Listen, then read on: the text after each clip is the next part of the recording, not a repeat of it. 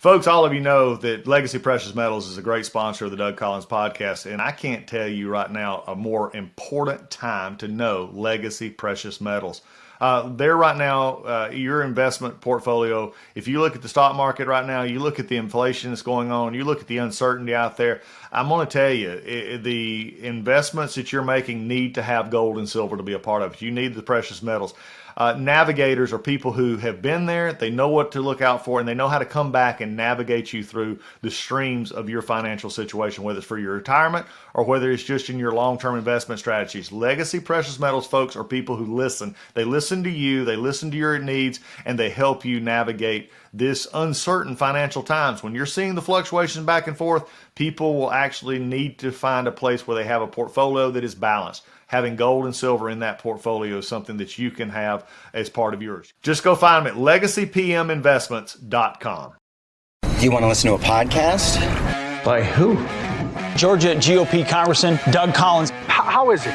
The greatest thing I have ever heard in my whole life. I could not believe my ears. In this house, wherever the rules are disregarded, chaos and mob rule. It has been said today, where is bravery? I'll tell you where bravery is found and courage is found. It's found in this minority who has lived through the last year of nothing but rules being broken, people being put down, questions not being answered, and this majority say, be damned with anything else. We're going to impeach and do whatever we want to do. Why? Because we won an election. I guarantee you, one day you'll be back in the minority and it ain't gonna be that fun. Glad to have Ben Lieberman on here from Competitive Enterprise Institute. We're excited on the Doug Collins Show to talk something that I get into. Maybe you don't, but you should, and that's regulatory issues and how they affect you every day. What comes out of Washington actually matters. It actually matters not just what's in Congress and not the big fights that you always see on TV, but regulatory agencies, regulatory burden, and even things that come from Congress affects you a great deal. So, Ben, I mean, from working on the Hill, you worked on the Hill for a while. Does it surprise you how much people think that only things happen on Capitol Hill and they forget the regulatory side of this?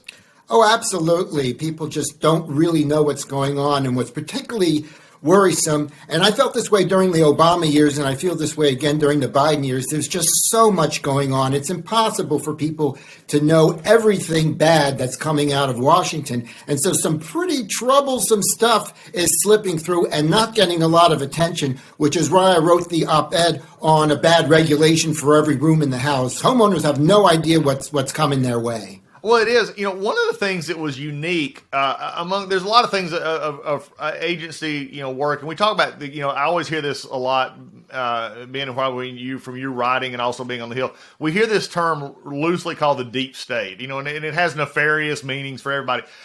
When people ask me about it, I simply say, look, what you've got in Washington, D.C., we have built a bureaucracy, whatever you want to call it, of Americans who are being paid to do a job. And Americans typically want to do that job. They don't simply take a check, sit in the cubicle, and go home.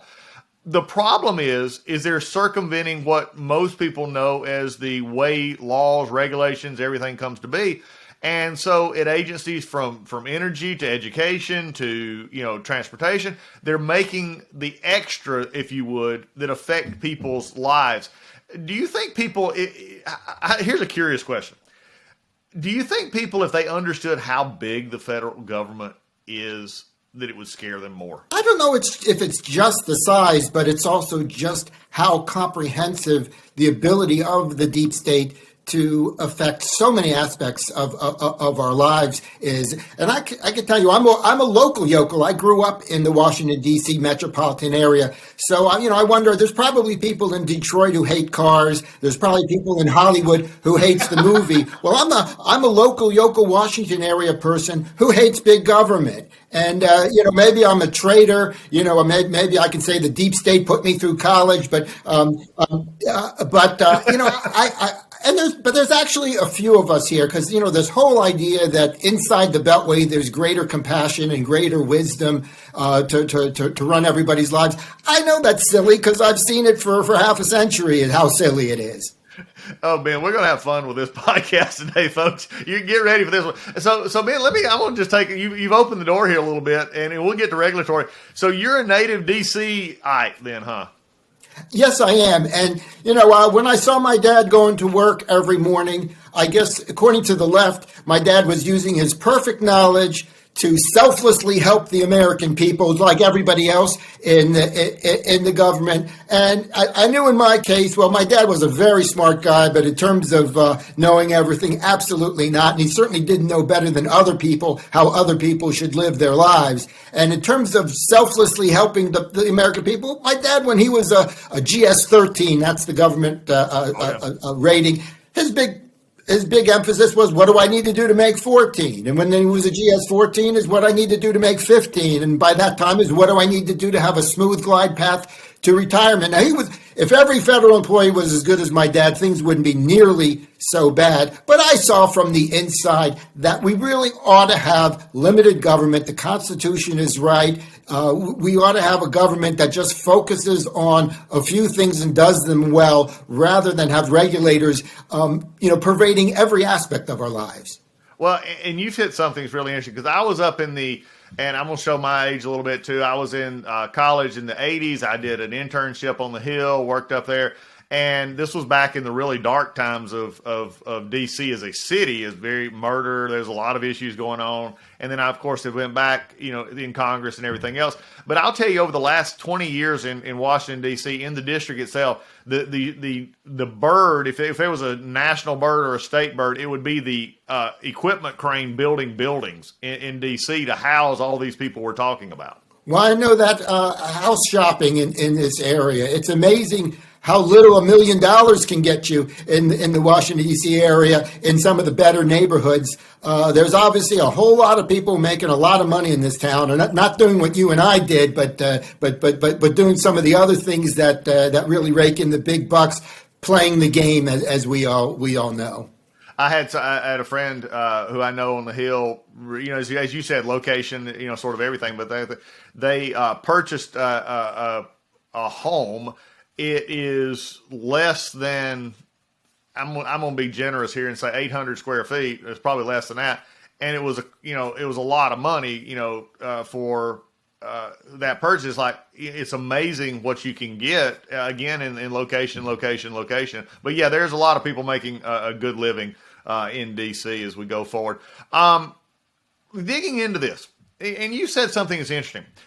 How hard is it? And we're talking about this, and again, I know, like your dad and others who went into work, not necessarily with nefarious motives, but they wanted to get from GS-13 to GS-14. They wanted to get GS-15. They either had to write a white paper, they had to come up with a regulation, they had to do something to get there. This is why it's very difficult in things like education and energy and others that we're discussing, in your household appliances, that these people sitting in cubicles in the DC Metroplex, not just in DC, but in Virginia and part of Maryland as well. Where did we ever come up with that it was better to be centralized in this location than out there, with people who actually do it, every teachers in the classroom, engineers in the state EPDs and things like that? Is it developing more, or are we becoming more comfortable with it? I don't know that we're becoming more comfortable with it, but as we mentioned before, I'm not sure the extent of it is known to the public. And I know it's a big problem for appliances when regulations make appliances not quite as good or more expensive. The consumer doesn't know why. They just know they don't like their dishwasher taking forever to finish a load of dishes, so they don't always know why things are problematic. Nobody reads the Federal Register every morning. That's the daily compendium of new regulations, and in fact, it's impossible to keep track of it all. But again, I think it's that people just don't know how centralized and how pervasive the so-called deep state has become. Yep. Well, you've mentioned something here, and I always like to teach, a little bit on this podcast, because a lot of people, they're conversant in what I'll call the political ease. They know what's on the shows, no matter what their flavor is, from liberal to conservative. They know what the big talking points are. But things like what we just hit, you mentioned Federal Register. Most people, if I was to ask them, they go back to the old, Schoolhouse Rock, how a bill becomes a law, and that's the way they think that they're governed. The reality is the laws then get turned over to the executive, who then file, regulations and other things that go along with that.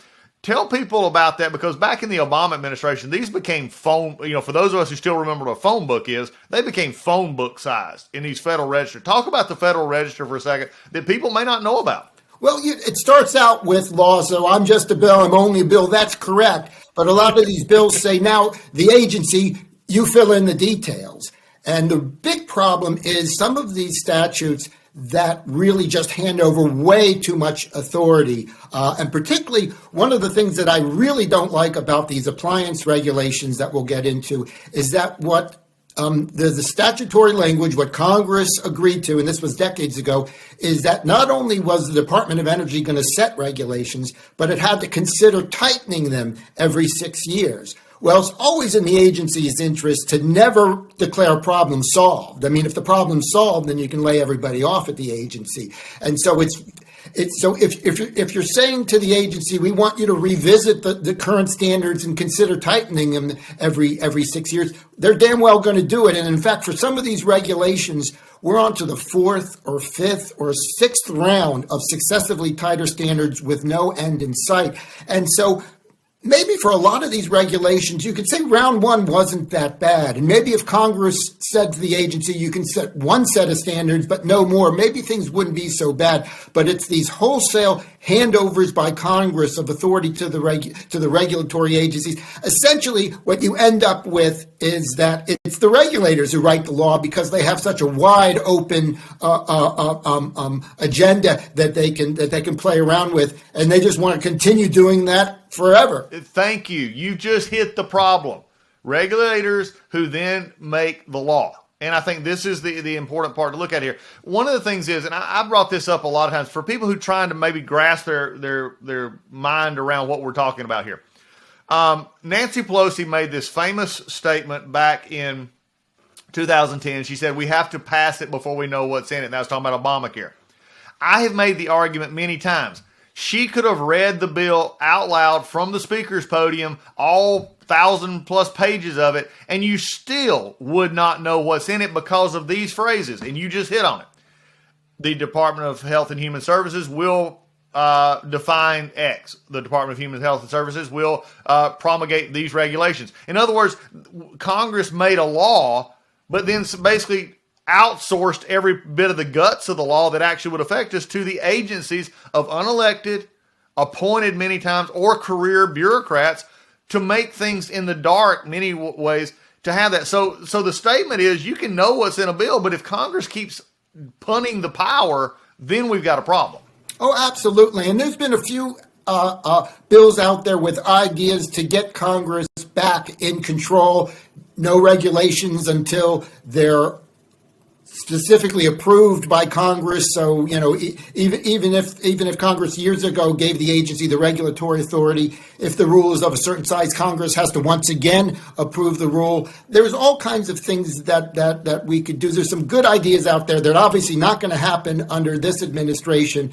But I think if we have 4 years of regulatory craziness, I think there'll be an appetite to want to rein that in 2025. Yeah, well, Ben, I took over the authorship of the REINS Act in Congress, which is exactly what you just talked about. That if it is over a certain amount of economic impact, it had to come back to Congress. And you know what I was hearing, even from some Republicans? Well, we don't have the expertise to know if that's true or not. I've never in my life seen elected officials willingly give over and say that Congress, and this is what they were saying was, Congress doesn't have the resources to really know what it's doing. Yeah, and well, they can say they don't have the resources. The problem is the regulators don't have the incentives to get it right. They have the incentives to overregulate. And I would also add that there's plenty of regulators who want things to be as complicated as possible because then they leave the agency and become consultants and get paid big bucks to try to explain to manufacturers exactly what it all means. So it's a very insidious thing. It very much is. Well, before we get into the house by house, we're going to go room by room. Folks, if you're listening today, this is going to be fun. We're going to go room by room in your house, talking about regulations that cause, I love how Ben described it here just a few minutes ago, why your dishwasher takes 3 hours to wash a load of dishes, why your faucets spit out water instead of actually have some pressure to them. There's some things we're going to talk about, but we're going to go, but before we get there, though, I want to talk just for a second, and I think you will understand what I'm going here. In Congress, when I was a congressman, I used to get calls from businesses all the time on two specific agencies that were started with I will say the right intentions, but have grown into outside their scope. And that's OSHA and MSHA, Occupational Safety and Health, Mine Safety and Health.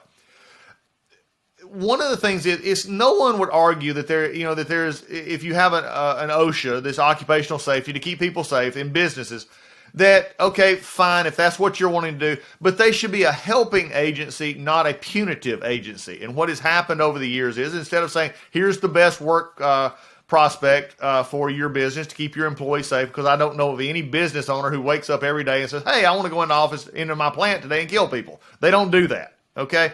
But OSHA has become a punitive, sort of like what we talked about, how's the next rung on the level, where they'll go in, if they see something wrong, they fine you, write you up, no chance, and then if you don't fix it, then they come up and make it even worse.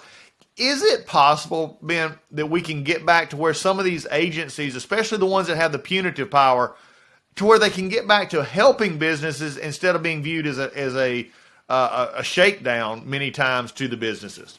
I don't have a lot of confidence that these agencies won't just get worse in time. I think it really comes down to things like the REINS Act. It really comes down to limiting the authority of the regulatory agencies. And, it would be great if the regulators, the bureaucrats, knew what it was like to run a business and knew what it's like to sign the front of a paycheck. They would understand things better. But that's not the class of people that you get at these regulatory agencies. I just don't have a lot of confidence that you can give agencies a lot of authority and they'll use it judiciously. I think you just have to rein in the authority with things like the REINS Act. Well, and I think the REINS Act even then we were talking about, billions of dollars. We weren't even talking about the things that, trying to bring it back to Congress.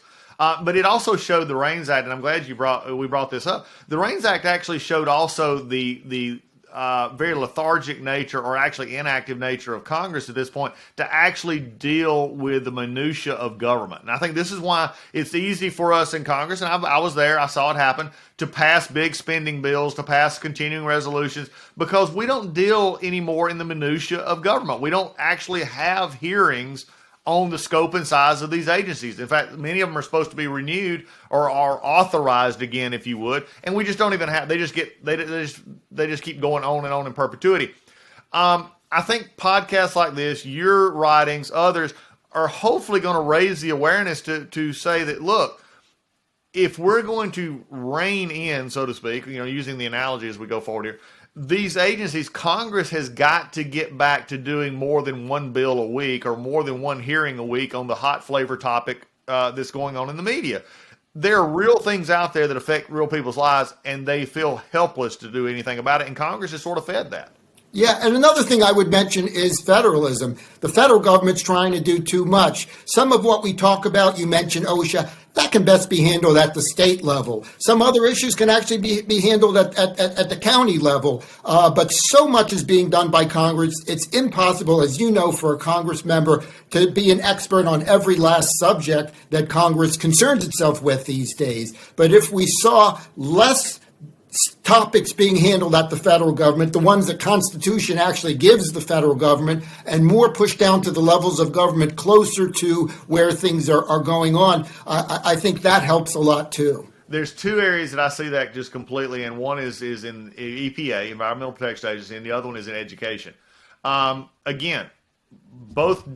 There's not a state in the union that does not have an education department. There's not a state in the union that doesn't have its own state-run environmental protection. At best, on the national level, you have small agencies who give, best practices. Here's how you do it. Funnel the money, for programs that come out of the federal government. Again, a tenth of the size of what they are now, because these agencies, this federalism that you just spoke of, I would want the state of Georgia's Environmental Protection Division, who understands the state of Georgia or the Virginia or the Montana, to deal with those instead of it being, because what most businesses get hit with is a duality. They'll get hit with the federal and the state level in many times. Mm-hmm. You're absolutely right. And there's a lot to be said for the old cliche, one size does not fit all. And so we want the federal government dealing with truly federal issues, and many of these things are not. And I would include appliance standards there. Well, I think so. Well, let's dig into some of these. And I'm going to do it, but sort of like you did an op-ed on this, and we're going to sort of take it as you did it. Let's start in the room that so many people spend a lot of time in. It's one of my favorite rooms, and that is the kitchen. Where is the fingers of government drawn us in the kitchen? Well, just about every energy and water using appliance in your house is regulated for energy efficiency and water efficiency by the Department of Energy. And as I mentioned, they've been doing this for decades. They've been tightening the standards. The law says you have to revisit the standards, but you can only change them on the side of making them more stringent. You can't, the DOE doesn't have the authority to say, we went too far the last time. And so it's only like it's one of those, is it an Allen wrench, the ones that only tighten, and that's what we have. One of the problems, probably the most common problem, is the new ultra-efficient dishwashers take longer to do the job. So efficiency with regard to people's time doesn't count for anything. And so if you were wondering why your dishwasher 20 years ago got it done in an hour, where dishwashers today take 2 hours or more, it's because of these standards. Now, the Trump Department of Energy actually tried to add a little flexibility so that we could go back to the faster dishwashers. They started that process. They couldn't finish it in time. And now the Biden Department of Energy is trying to undo that. So that's what's going on with dishwashers. Now there's whole new rounds of appliances standards for other things. One of the things to worry about is the war on natural gas. The environmentalists hate natural gas because it's a greenhouse gas and global warming, and they don't like homeowners using natural gas. And as your listeners know, certain appliances like heaters, like clothes dryers, like water heaters, and stoves come in natural gas and electric versions. And when it comes to stoves, people swear by natural gas. I'm not much of a cook, but people who are good cooks and kitchen chefs, they swear by natural gas. But there's a big push away from natural gas use to electricity. And so that may have an impact in the kitchen. And then everything from as big as your refrigerator and as small as your microwave oven has efficiency standards, and they're more in the works. And every time they raise the upfront cost, maybe more so than you actually save in energy. So just about everything in the kitchen that plugs in or uses water. I'll mention that the Biden Department of Energy is even tinkering with the methods for testing compliance with faucets to see if they're not using too much water. And it doesn't even make much sense. Like if you're making a pot of spaghetti, you got to fill up the pot. If the faucet is slower, it just takes more time. You're not going to be saving any water. But nonetheless, there actually are federal water use limits for faucets and for toilets and for showers. Yeah, we'll get to those in just a second. I want to get back into this as well.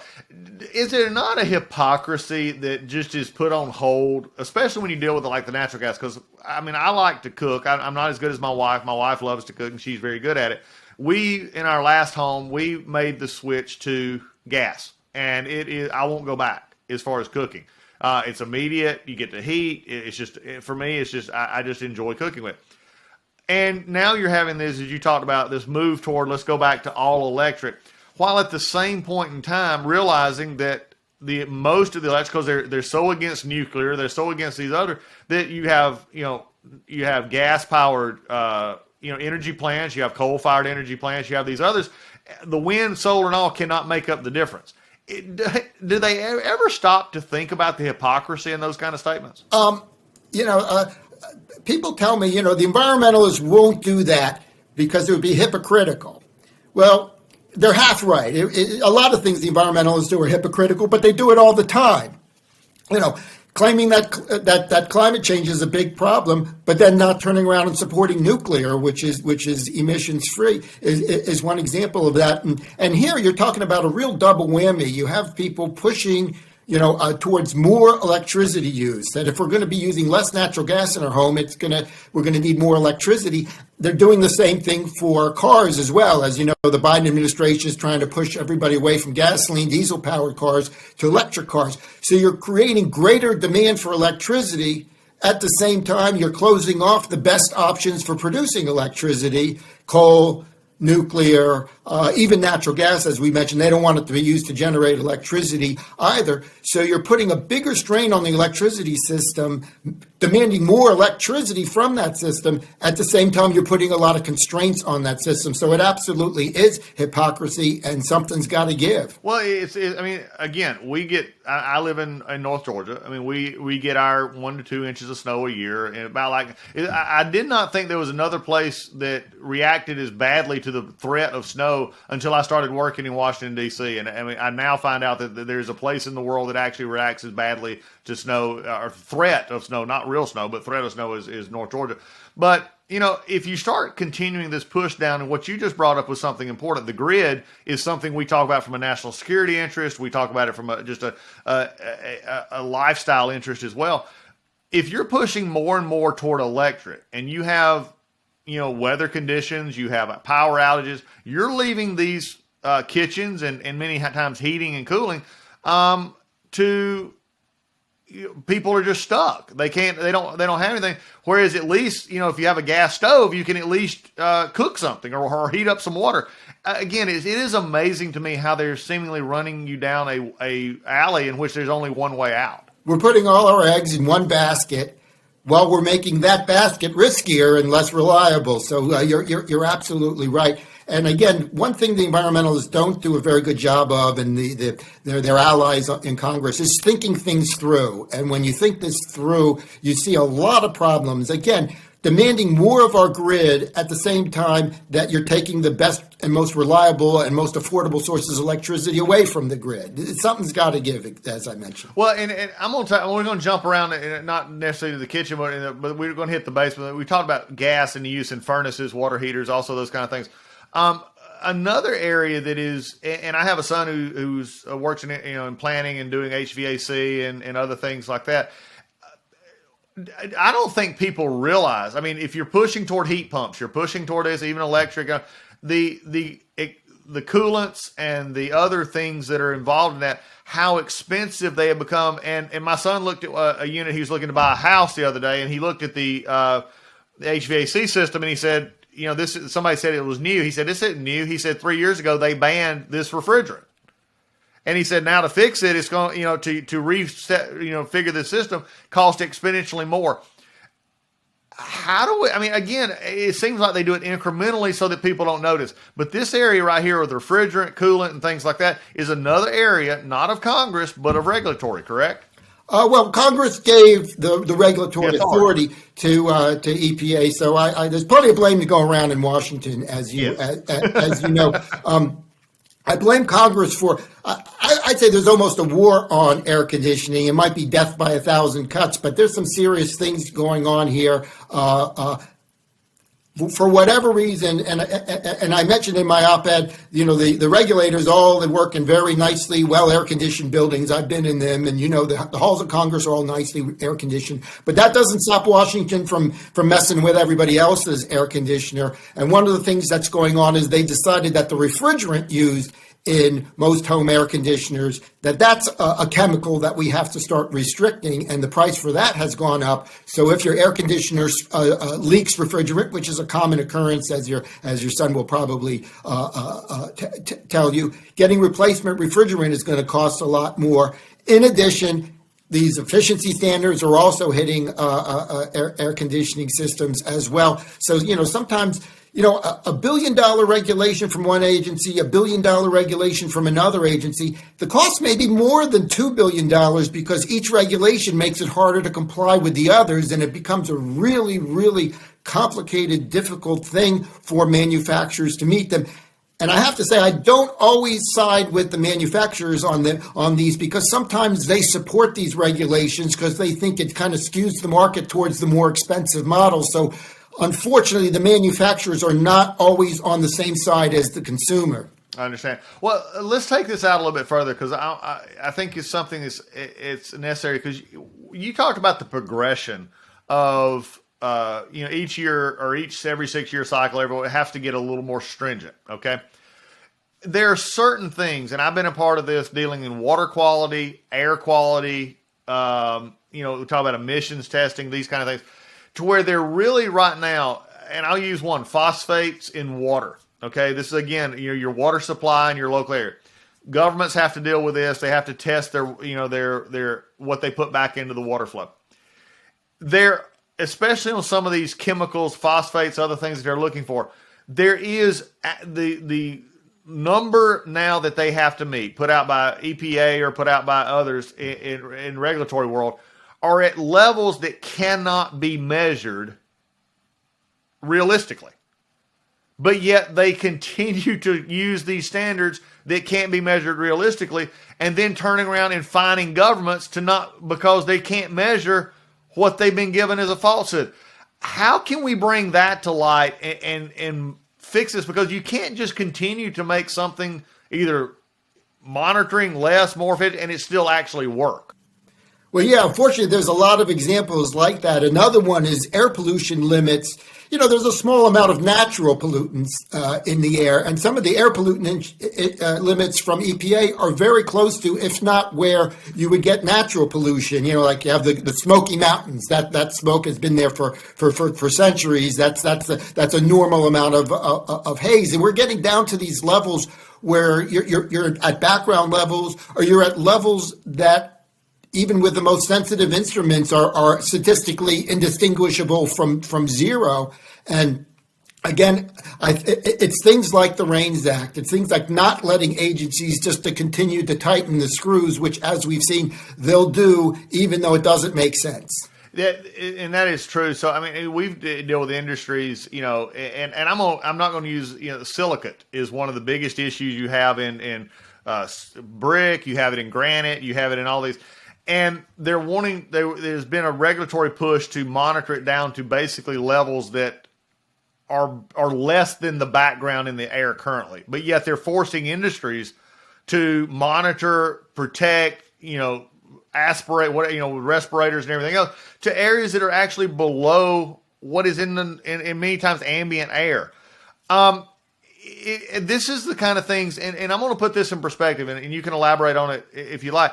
This is what people don't understand when you especially have, manufacturing industries, brick, granite, or these other things, mining, is this costs jobs at the end of the day.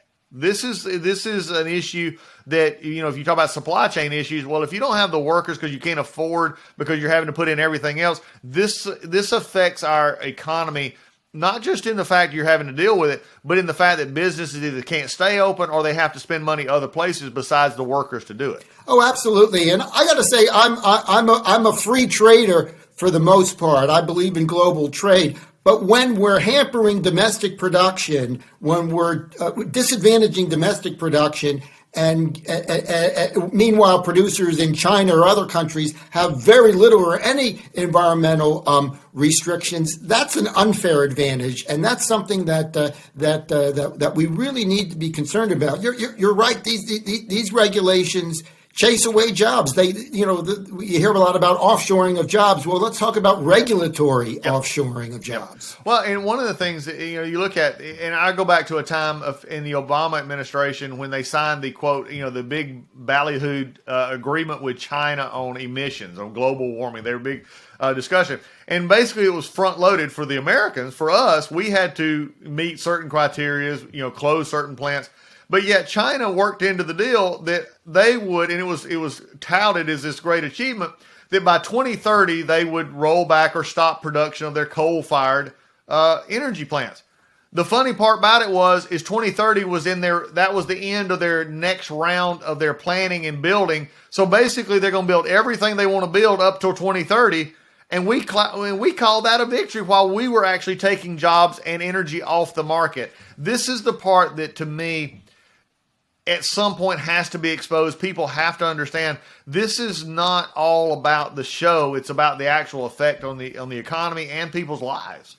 Oh, absolutely. And with regard to China, you're right. China actually was able to increase their emissions till 2030. And then after 2030 were these vague promises to do something about it. And I point out that the same people counting pollution in China are the same people who count zero human rights violations in China. Exactly. So can we really count their numbers? Now, I wouldn't accuse the environmentalists of being pro-China per se, but that's the end result, and it's really hard to understand why the folks who are, if climate change is the problem, it doesn't matter if the emissions come from the U.S. or China. And right now, China out-emits the U.S. by a wide margin, and there's almost no concern about those emissions. So the environmentalists, for whatever reason, they have these blinders on, and they only want to hurt the U.S. economy.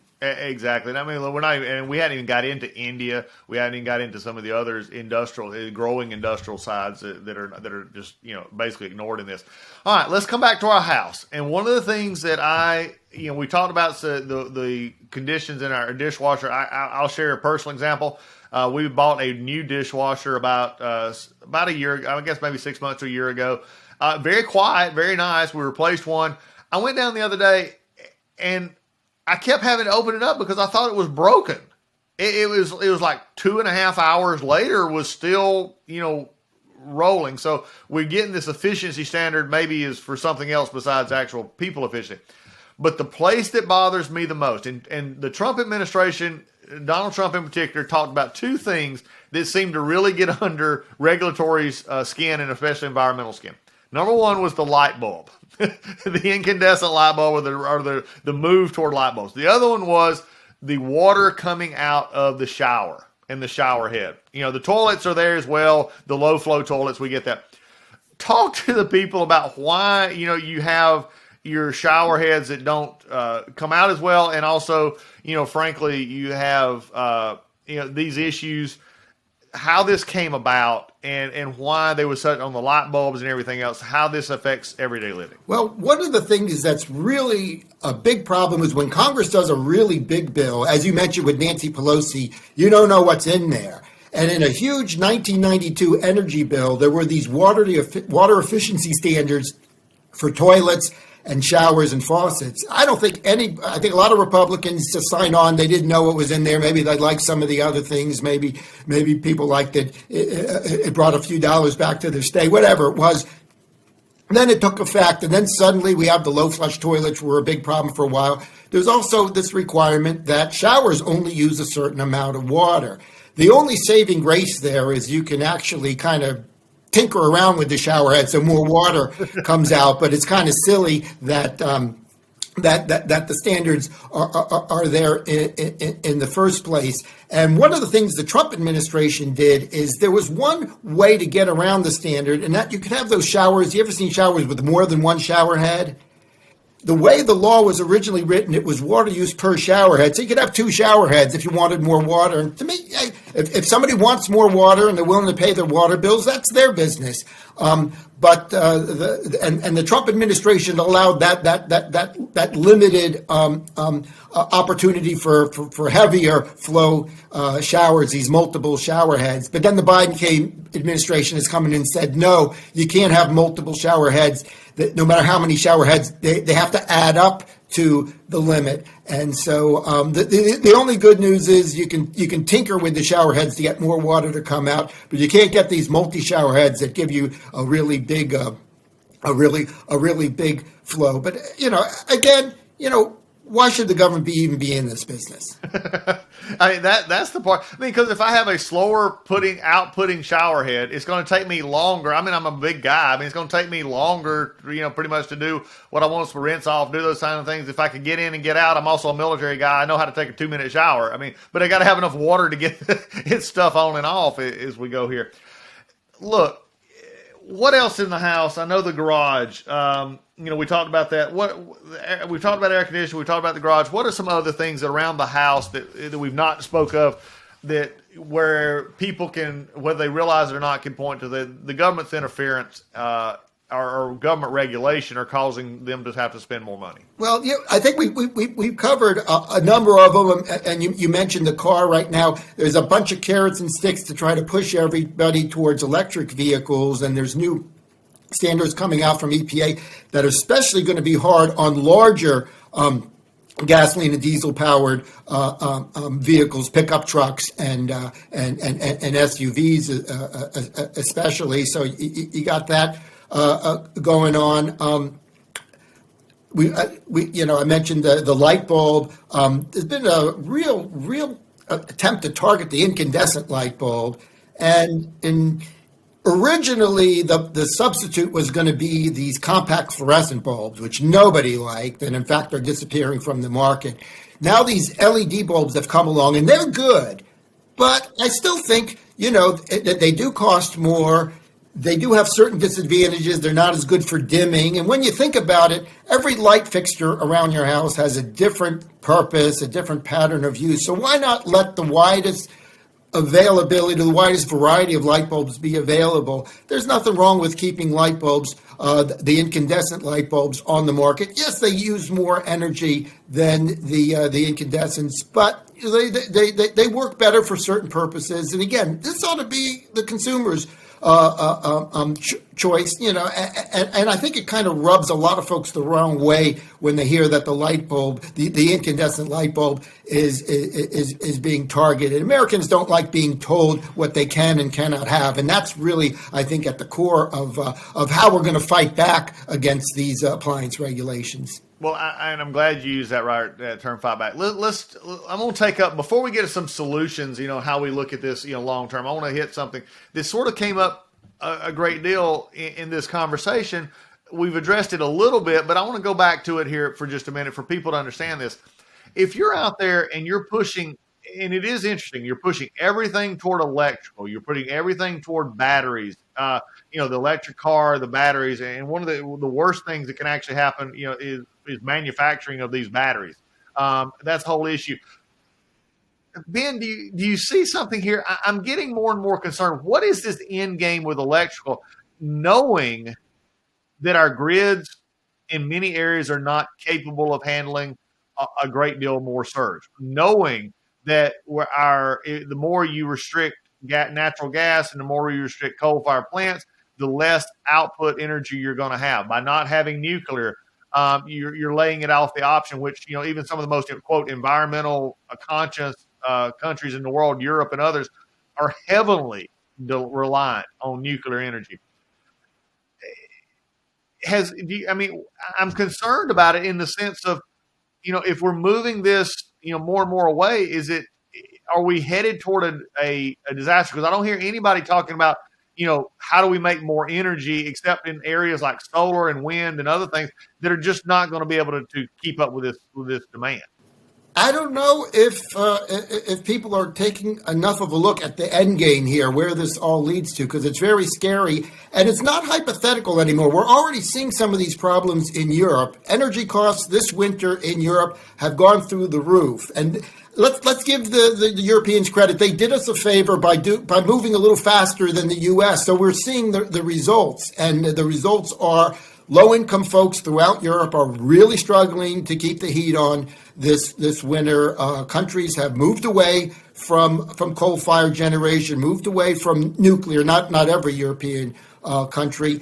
And now Russia starts rattling their sabers, and these countries are even more dependent on them, so they really can't stand in the way of Russian aggression. And that's something we also haven't talked about. When you reduce energy independence, you increase your geopolitical dependence on others who have that energy. So there's, beyond the consumer impacts, there's the national security and geopolitical impacts as well.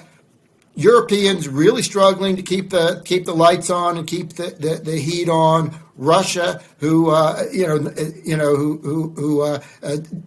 they have natural gas and they can threaten to turn off or on the valve and use that as a geopolitical weapon. And I think we're seeing in Europe where we would go if we continue down this road.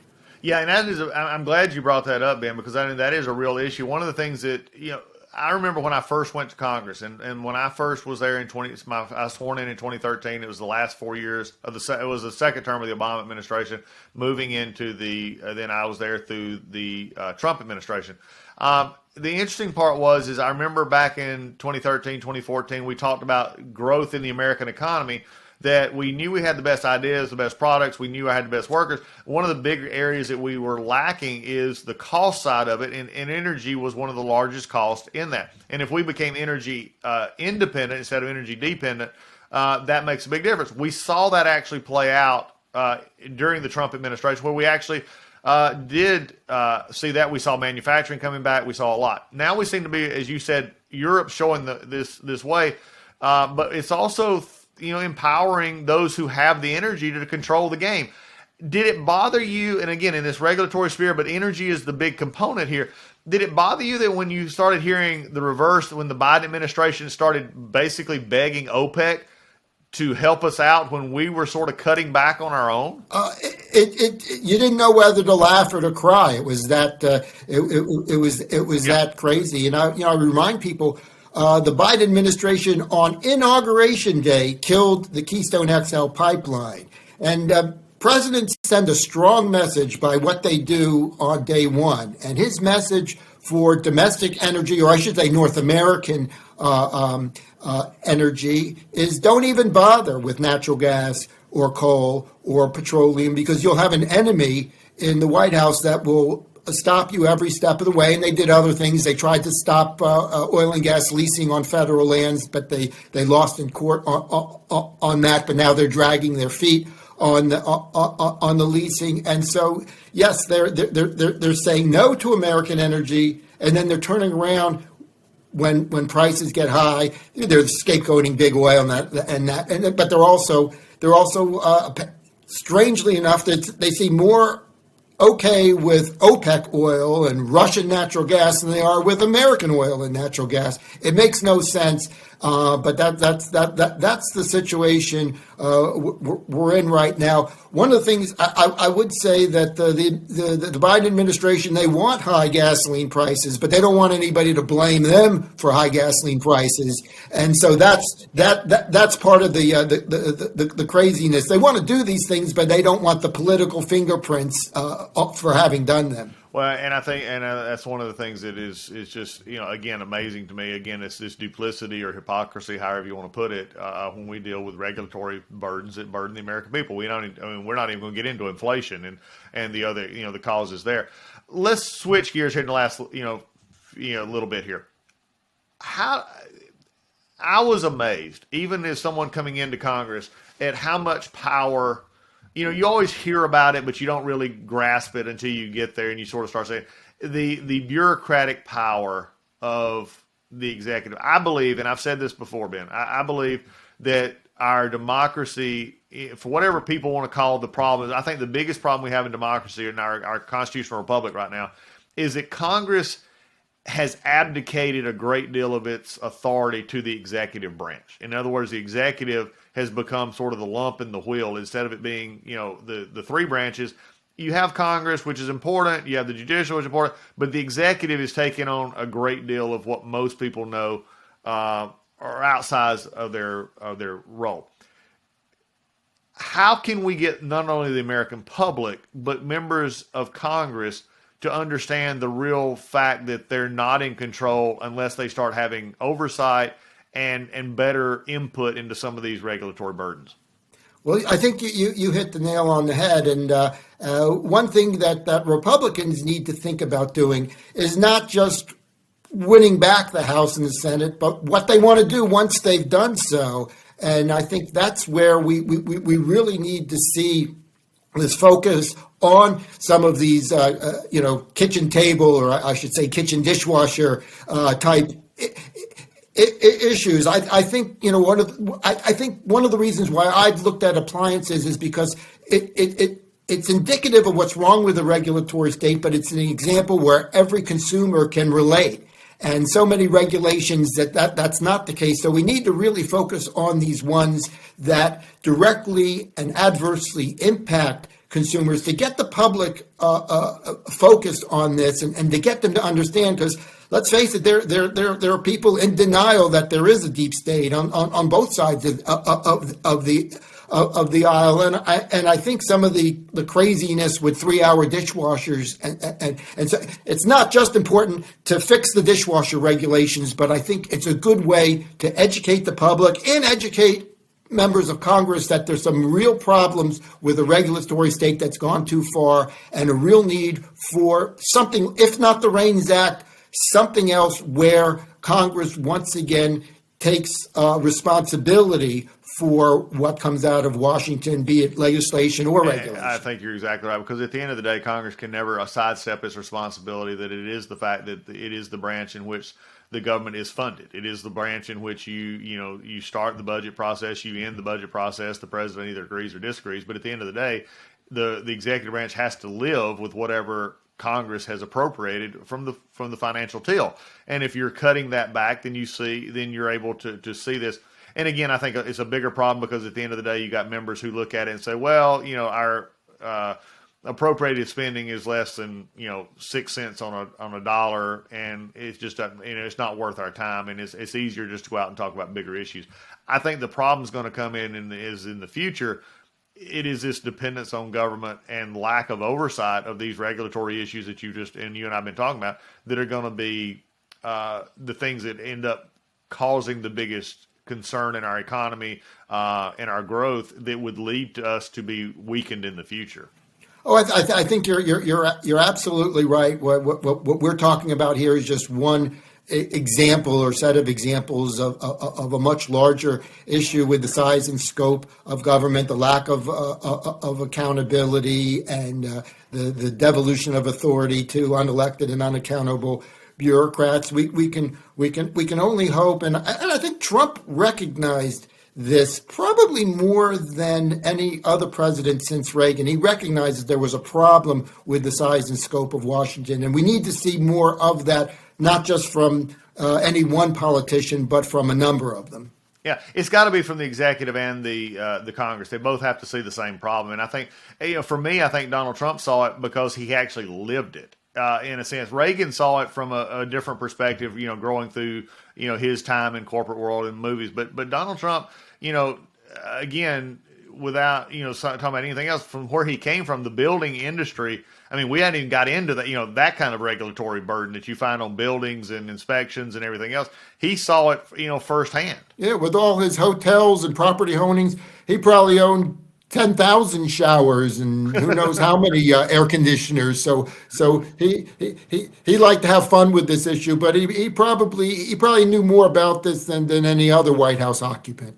Well, and I think that's why you saw that Federal Register that we talked about earlier in the podcast going from the size of a phone book down to where it was barely a leaflet a lot in the Trump administration. Because one of the things that they said was he told agencies, that they went from this policy, if you make one, you got to take off some. And so it just got to be the point to where regulatory agencies said, because this is the part that I have, and except for Congress giving them the authority to update the registry, update the regulations every, number of years, I see a great deal of problems, and they can put out a lot of regulation, but the oversight for them is many times very much lacking, but yet causes problems because of the fear of the possibility of getting sidetracked with the regulatory agencies. Yeah, and one thing we don't see is agencies looking back to see, did past regulations work out as well as we had hoped? Were the benefits as high as we claimed? Were the costs as low as we had claimed? And that's another thing we should be doing a great deal more of, is kicking the tires of the track record of these agencies before we give them more authority. Exactly. Isn't that an interesting concept? Almost that every family in the world does, every small business in the world does. It says, hey, what worked this past year for us and what didn't work? The only place it doesn't apply is the federal government. Mistakes get rewarded in Washington, D.C. Always has been. Folks, you've been listening to Ben Lieberman. We've been talking about the regulatory state. You want everybody and a lot of our listeners talk about the deep state and the conspiracy theories and everything. Well, there's a reality. It's called the regulatory state that interferes with almost every part of your life. It's government growing and growing, and with no, as we just said, no backwards check as we go. Ben, thanks for being a part of this. It's been a fun podcast today, and look forward to touching base with you over the time as we keep people up to date, and hopefully current members of Congress and new members of Congress listening to something like this and saying, hey, what can we do to rein back in this power? So, Ben, thanks for being with us on the Doug Collins podcast. Well, thank you. Washington's so dirty, I think I need to take another shower. Well, it'll be a little bit slower this time. We appreciate it. Ben, thanks so much. Thank you. Folks, I don't know about you, but I cannot stand a towel that simply moves water around me after my shower. I like a towel that grabs you, takes the water, gets it off of you, and does what a towel's supposed to do, dry you off. I've had so many towels I bought over time. Some are expensive, some were cheap, but again, when they just sort of move the water around, I could just stay in the shower and stayed wet. I need a towel that gets me dry. That's where our friends at MyPillow come in. They have towels, and you're not going to believe the bargain that they have right now. Mike and the folks at MyPillow have offered a 6-piece towel set. That's 2 bath towels, 2 hand towels, and 2 washcloths, regularly $109.99 for $39.99. All you got to do is have code word Collins. You can go to mypillow.com, or you can call them at 1-800-986-3994. If you want towels that actually do what they're supposed to do, dry you off. You know, that's what we do here on the Doug Collins podcast. We talk about real answers and real solutions for a complicated world. Well, sometimes you may not think that getting water off of you is a complicated process, but undoubtedly it is for some towel companies. It's not for the folks at MyPillow who actually have a towel, the My Towel, which is a great investment for you. And right now you can get it on sale regularly $109.99 for only $39.99. And that is with code word Collins. Also, anything else that you want to go on there, you can still got the slippers, you still got the My Pillows, you still got everything that is on that wonderful website. You want to go check it out. Use code name Collins and get your discounts. Folks at MyPillow are waiting on you right now.